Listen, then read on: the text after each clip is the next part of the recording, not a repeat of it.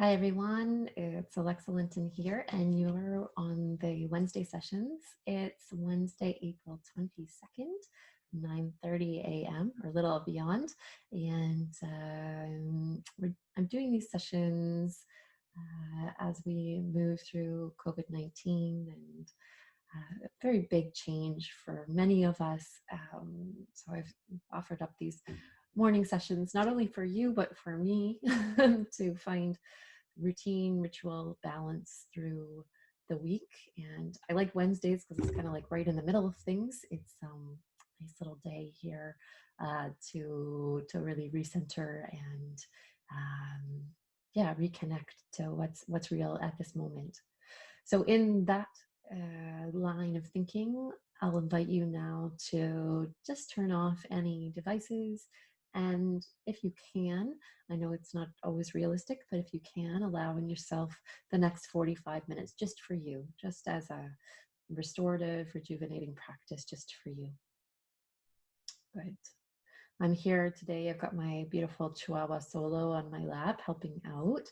My other dog Riley's in the other room.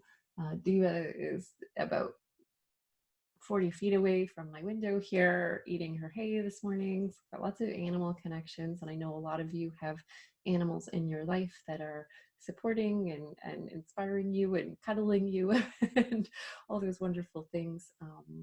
Not quite sure what we would do without them, just adore them so much. So you'll find in the session today that I do pull in my experiences from doing this work over the last 15 or so years. Trained for about 8 years in body talk up to the advanced levels, and then I'm also a fourth year student of osteopathy, so I bring in some of that understanding and knowledge as well as being an animal communicator and energy worker with animals. So I can't help myself but to bring in animal stuff as we go along.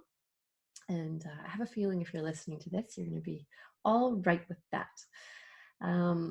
Just a few logistics before we get started here today. For those of you who have never experienced any sort of energy medicine, just so you know, it's a very subtle work, but it can be quite profound.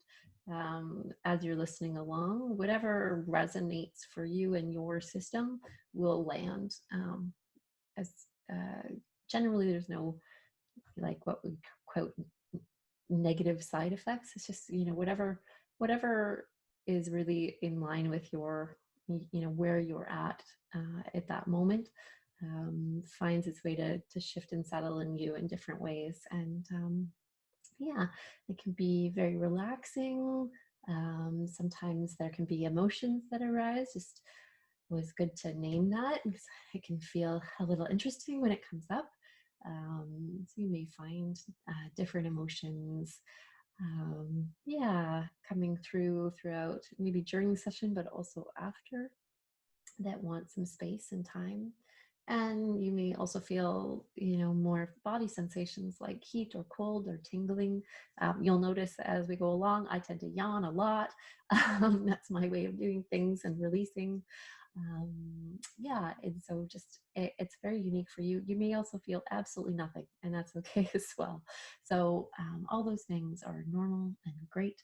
And yeah, and as we go along here today, I invite you after the session and in the session as well to really prioritize your self-care and what you're needing in that moment, in each moment. So that might be water or a break or, some time outside in nature, whatever that is for you, to really allow things to shift and settle in a good way, in a healthy way for you. Okay, awesome.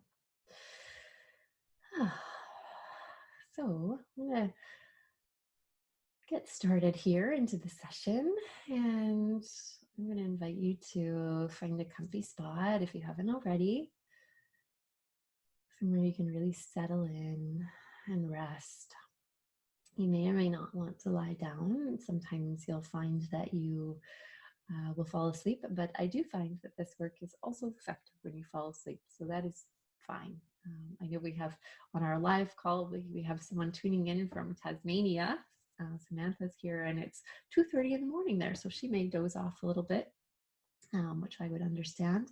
And so whatever feels good for you as far as a comfy space to spend the next 45 minutes and really unwind.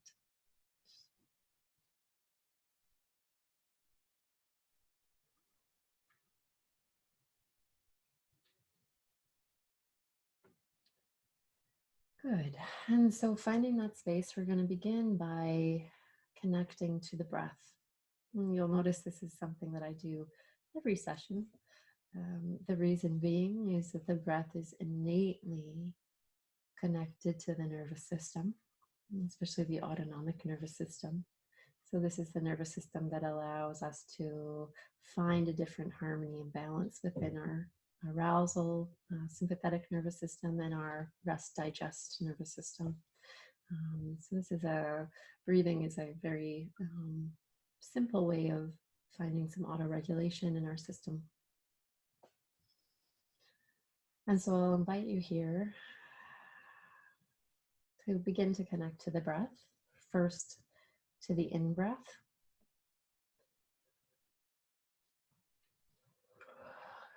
Good. And that in-breath is innately activating.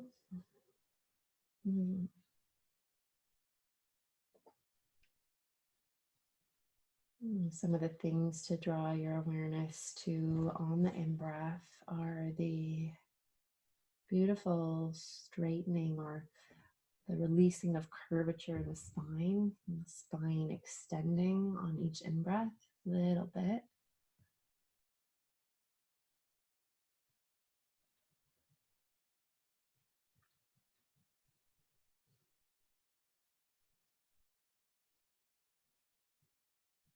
You may notice that the pelvis slightly rocks back to allow the sacrum to come into a straighter position.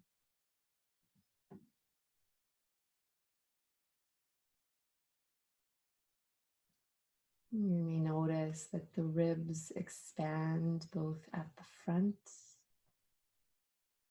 and at the side. We call that pump handle and bucket handle movement in the ribs, as they allow the lungs to fill with oxygen.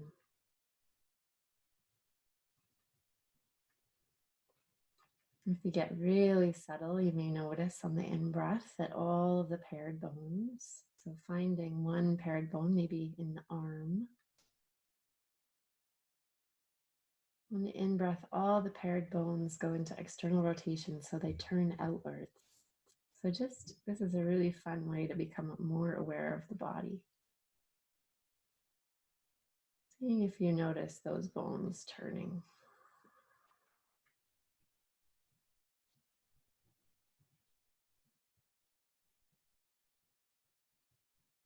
And that happens all the way down to the tips of the fingers, all those bones, all the way down to the tips of the toes, right from the femur down. Good.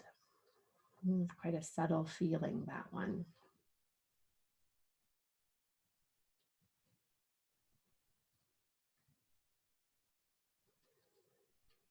And then we're bringing the focus and awareness, switching it to the in-breath, or the out-breath, sorry. That unwinding, unraveling out-breath has the quality of melting away tension related to the parasympathetic nervous system, the rest and digest system. This breath is such a tool for us to unwind all the tension that we've come to hold.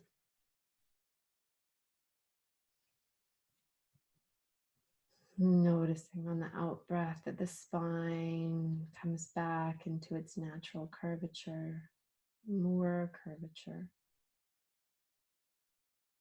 The pelvis tilts slightly forward.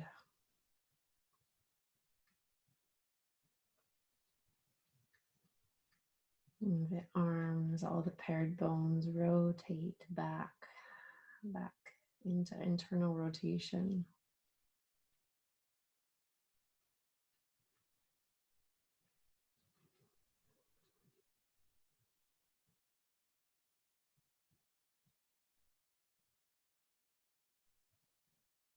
And really connecting to this constant weaving of the breath, constant moving created by the breath.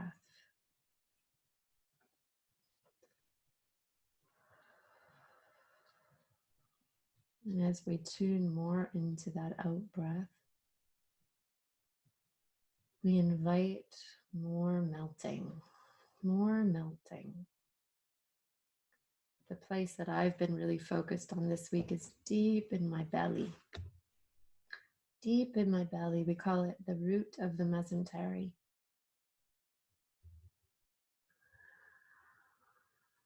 It's where the small intestine connects to the posterior parietal peritoneum. Say that 3 times fast. We call it the PPP. And so this deep fascia that connects and stabilizes our intestine and gets real tense. It's very, very impacted by stress. And so this week, my awareness has been to bring melting and spaciousness into that zone. You can even put your hand over your belly button. You can feel, can I bring a release from front to back of some of that tension? You might feel that tension as you bring awareness there.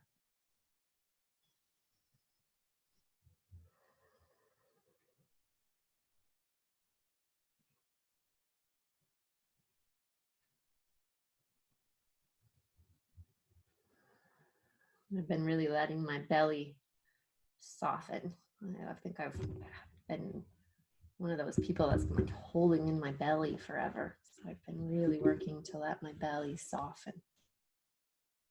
Let's see if you can bring that softness in here. Beautiful.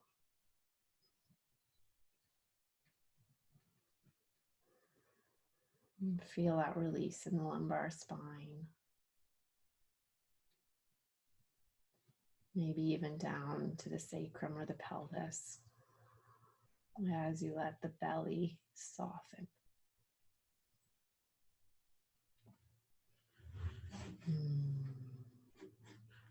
Yeah. A little area of our body that doesn't get much love. So great to bring in that awareness.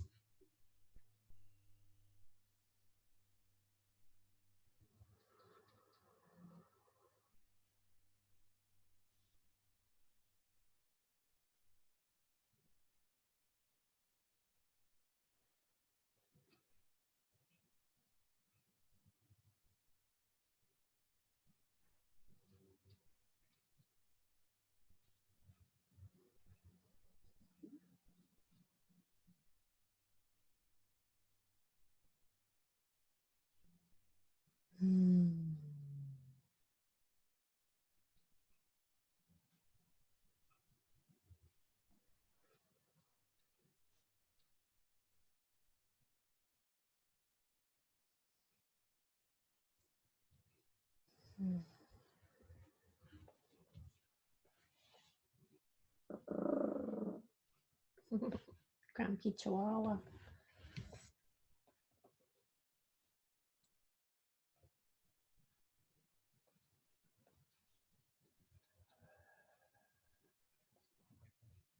That's what we're working with today a little bit to start with. It's so interesting in these calls. We often have an archetype come up. This has happened a number of times now. Last week, I think it was the mother archetype, and worked with the control freak archetype.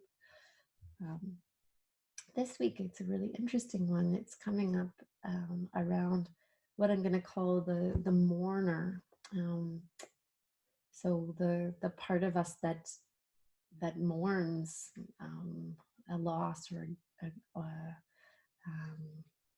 yeah, whether that's a loss of a human or part of our life that has been, or um, yeah, all these things there's so much change happening right now, and I know many of us are having to mourn different things, and I don't think any of us are you know immune to that, to the need to find our way through how we grieve and how we let go and how we love in this way. Hmm.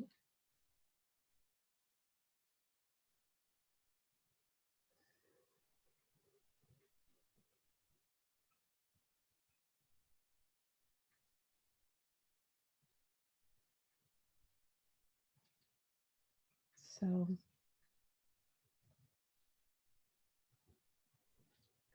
yeah, we're working with our relationship with grief. What is the quality of our relationship with our grief and the grief of others? Many of us, um, I would say, I think I can make a generalization on this particular call, and with the replay that might be different, but in this sort of North American culture, um, our relationship to grief is an interesting one. Um, I might hazard to say not particularly functional. Um, I'm thinking of images of being, at a funeral and trying to stay really quiet and only have like a little wee tear. I can't make a fuss. I can't make a noise. I need to help everybody else feel comfortable with my sadness and my grief and this process. Yes. And it comes to me that there might be more health in letting it out, letting it free, letting ourselves wail and cry and scream if that's what it looks like.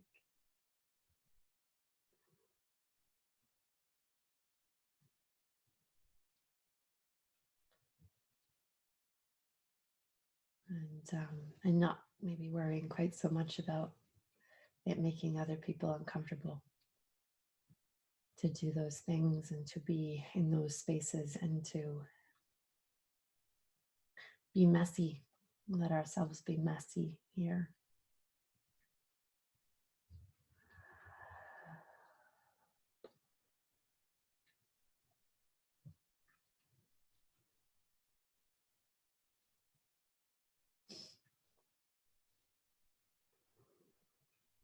Yeah, and grief naturally comes with a wildness to it. We see it in our animals. They grieve in their own way. I see it in horses. Um, People will often ask me how to let horses, um, what to do when a member of their herd passes. Very oftentimes people want to, cover that body with a tarp and not let the other horses in, and really kind of protect their animals from what's happening. And I'm like, get them in there, let them be there, let them work through what that is, for them. Like, let them be with the body. I remember hearing this scientist on the CBC talking about the beautiful orca who carried her baby for 17 days and saying, well, that's just a strange little way that behavior works, and that's not grief. And I was like, bullshit. That is absolutely grief. That is absolutely the way she's grieving, and it's stirring it up for so many of us. And I would say that many of us have griefs, grief stuck in our system that has been unprocessed, that wasn't allowed to come through, to be moved, to be expressed. And so oftentimes we cover it up with different emotions. You know, anger is one of them, right? There's other things that can go on there. So this is where we're working today. This is the edge we're walking today. And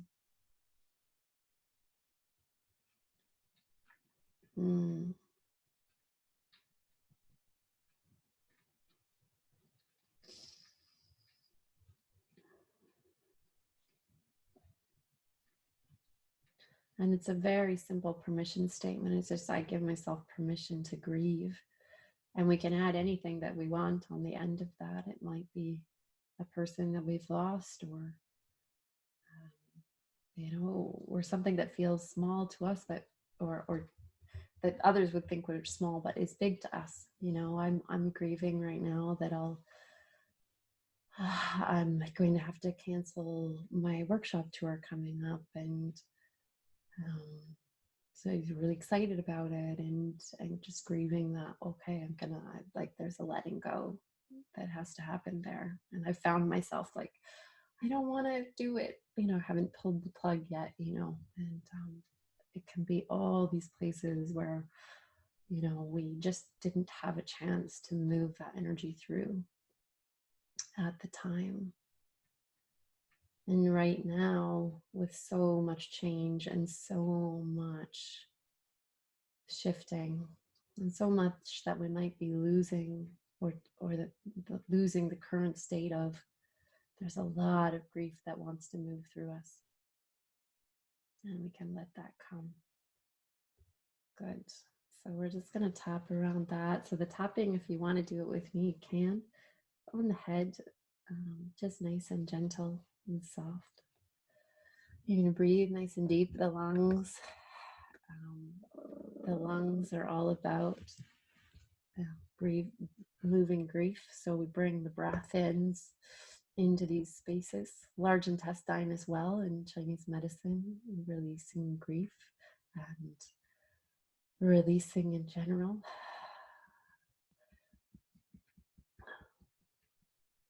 Good. This will be a nice one for me. I've been having some transit issues lately, so hopefully this can get some things moving along for any of you that are feeling the same way. Moving this energy through. I give myself permission to grieve. I give myself permission to grieve.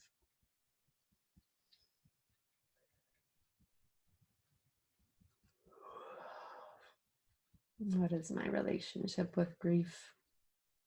What does it mean for me? What has it been in the past, and what is it now?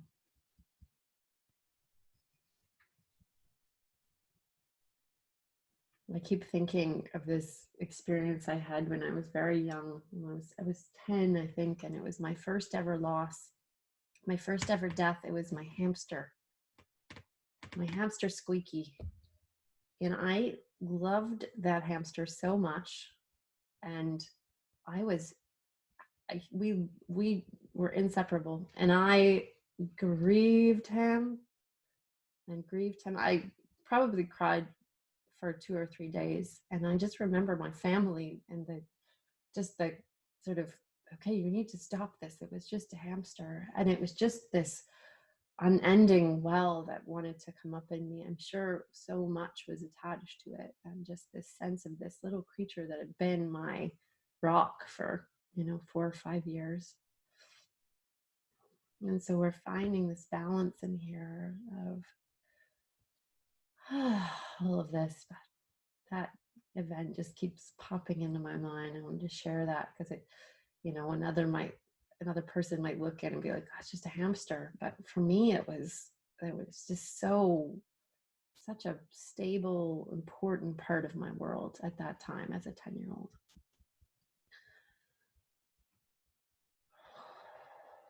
Here we go.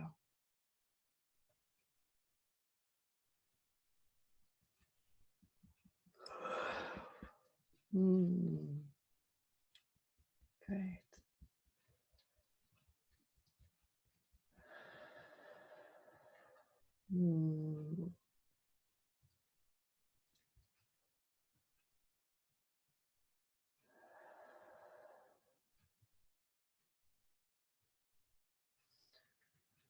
All right.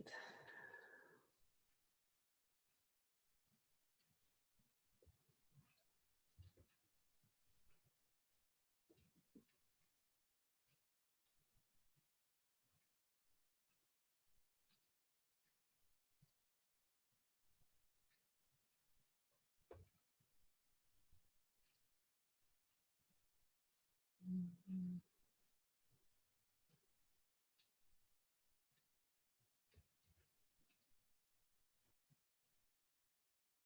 There's a permission here. It's giving me a little bit of a curveball, so bear with me.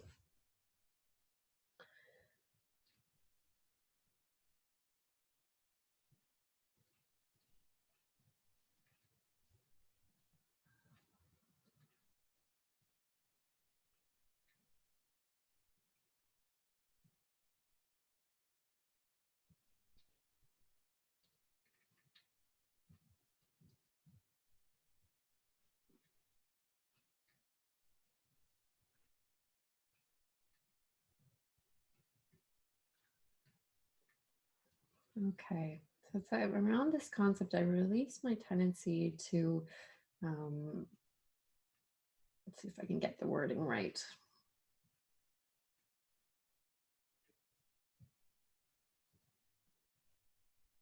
And this might be speaking, Stephanie, to what you were sharing earlier about the sense of feeling a bit smaller in your world, or recognizing that. And it's like I release my tendency to only do what I'm good at, is how it comes up. It's a little bit, it has a little bit of a tinge of like that perfectionist energy, or that part of us that's like, okay, like I can't be bad at something, I can't fail at something, or um, it makes sense now that I'm thinking about it. This last formula around grief is like, grieving is something that we're learning to do. Mourning is something that we're learning to do. It wasn't, if we think back, our parents didn't sit us down one day and go like, okay, today is a class on how to grieve, how to mourn healthily. Most of us didn't have that happening for us. And so we've had to learn um, through our own experiences how to do that, and yeah, in our own way. And we're still learning. And I think many of us during this time, I know for myself, I've sort of picked up some new things that I'm trying out, and I haven't in the past been very good at them, like gardening. Killed a lot of plants in my time. And so we're learning what that is, to do these things that we're maybe not very good at, not very skilled at this moment, and acknowledging that it's okay to not be very skilled at them.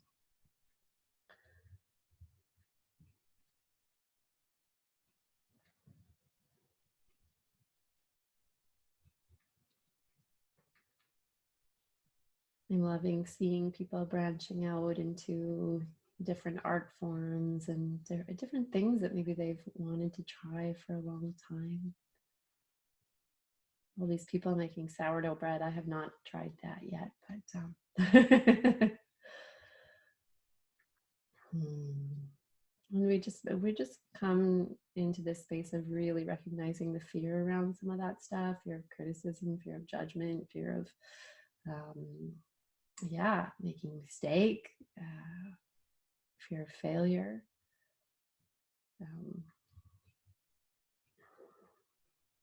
All of those things. And how connected that is to perceived danger. Really being gentle with our body around that. There's a fairly, for many of us, a fairly clear path from the fear of criticism and judgment and making a mistake to like our fear of dying. It's a very strange path, but it can feel very big, very scary for us. Until we start doing it, and then we're like, oh, I'm okay, I didn't die, all is well. All is well. This is the perfect time because there's only a few people around you to even see what you're up to. So nice time to start new things, whether that be working on your grieving process and what that looks like, or learning to paint with watercolors, whatever it is for you. Good. And so we're going to tap out around that. And the permission is I release my tendency to only do things I'm good at, to only do things I'm good at, and release that tendency. Starting to open that door to, oh, I can also do things that I'm real shit at, and that's okay, because I will get better. We will get better. And the only way to get better is practice. Yeah.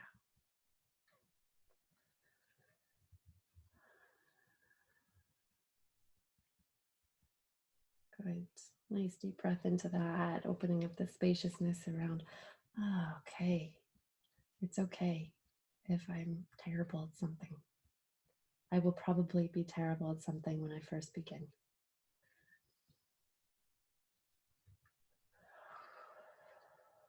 Beautiful. Okay.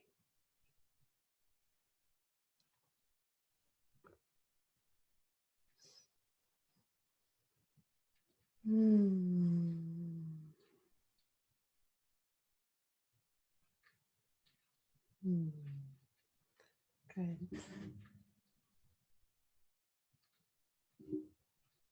Okay.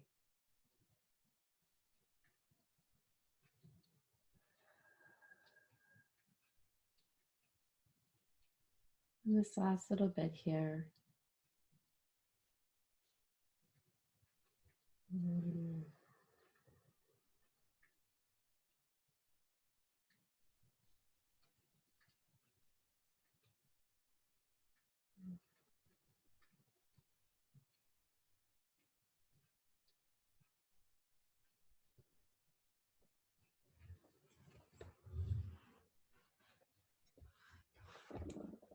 Yes, grumbly. You're so grumbly. Why, this is animals. We got some animals coming in. Let's see. Who?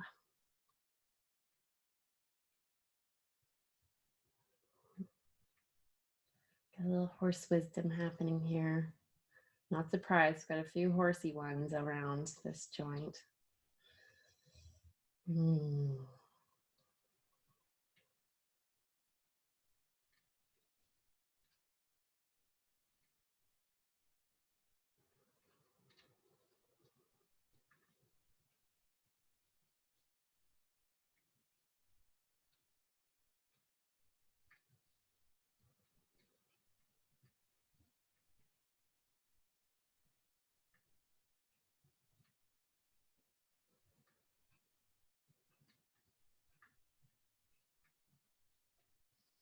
It's around. It's beautiful. So I haven't really told very many people yet, but I have a new horse. And I got baby pictures of her the other day. She's 6 now. She just turned 6 on Saturday. But I got these baby pictures of her, and horse baby pictures are so cute. Their legs are like forever long, and they're so wobbly, and they just look so weird, and adorable.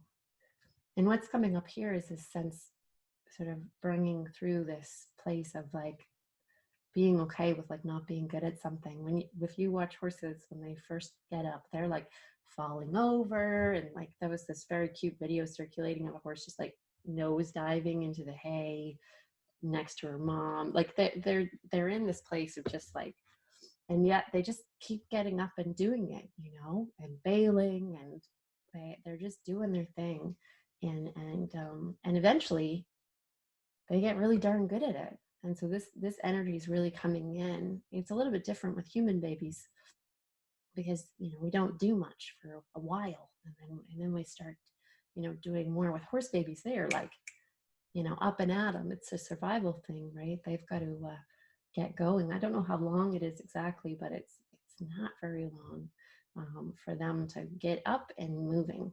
And so this energy is really coming through of like, with the practice, because we have this part of us that innately is able to learn, and so we can build and grow, and yeah, it's sort of a beautiful energy to bring through here.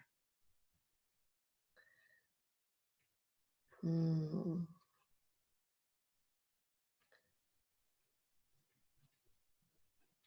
Yeah, my new horse's name is Raven, by the way. She's also a dark bay and the exact same size as Diva, so I seem to have a type. She's a full Canadian horse. Mm.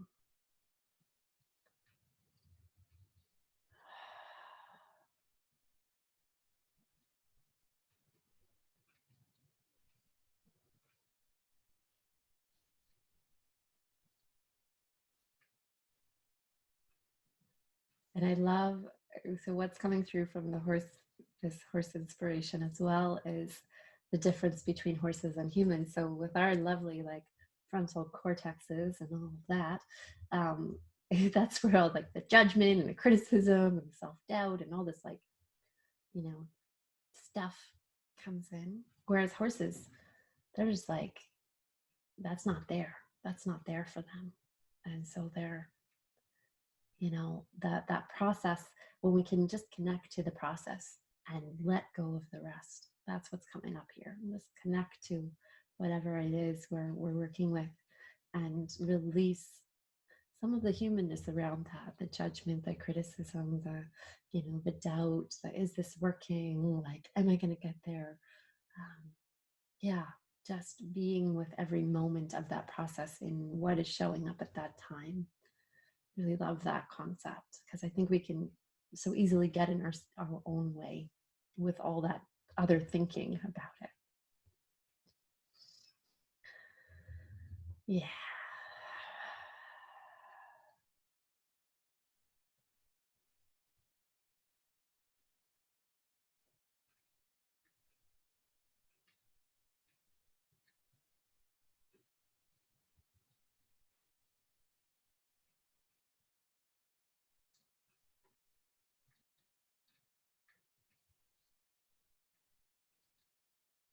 We also have this weird human thing that really fears looking silly or looking, yeah, like someone might see us and think that, yeah, why are we doing that? Or, you know, so there's this, again, that human thinking part of us that we're releasing. We're bringing in this horse consciousness of like, just do it.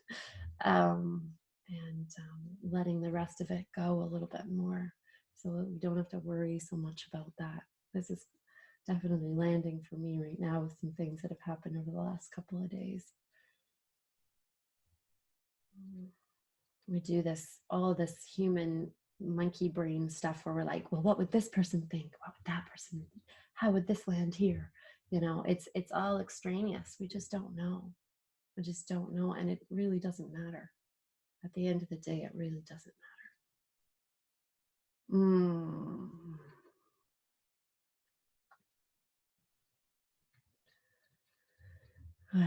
Deep breath into that.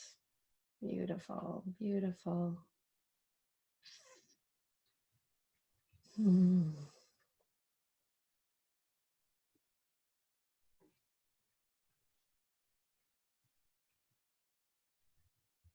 And I love this. What's coming through again from the horses is this idea, do it, do it because it, you know, I watch the horses run in the field and they just do it because it feels good, because it feels right in that moment, you know, because their instinct says yes, you know, and that's so beautiful to me to watch them, to witness that, where there's no brakes on that. They're just, this is what my body wants to do. This is where it needs to go. Mm-hmm. Allowing, I guess allowing is a good word.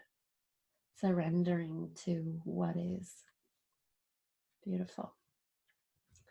All right, on that note, we're going to tap that last little piece out.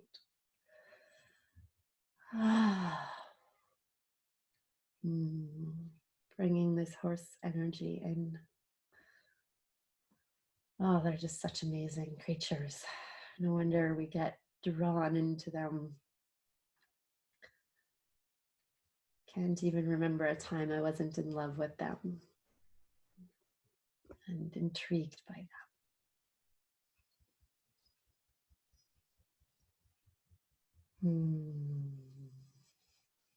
Good. I'm letting some of that pressure go of looking good or being right or not being silly or, all these things. It's like, oh, just it's too much to carry. Just can I allow what wants to come up, what wants to be, to be? Mm.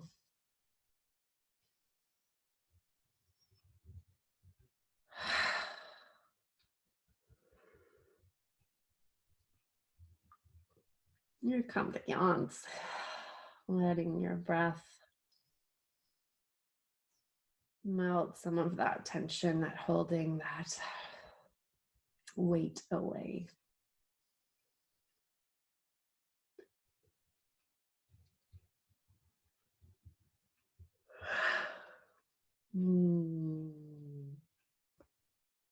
Good.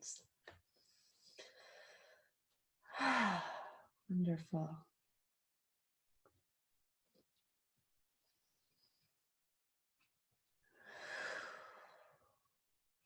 Taking some last deep breaths, some last little taps if you need them,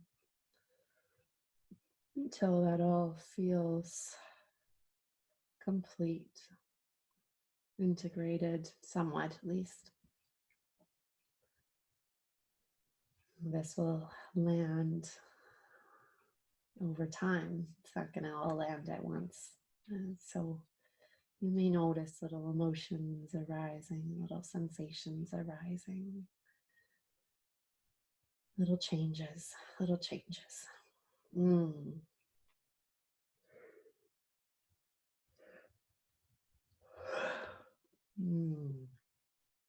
Good. Here we go. So that's all we need to do for this week, this Wednesday session. Such a pleasure tuning in with all of you and whoever's out there watching the replay. I hope this felt good for you. And again, bringing in all the self-care things that you're needing. I trust you to take good care. Support yourself well today and all the days following. Thank you, everyone, for tuning in today, and we'll see you next Wednesday. Bye.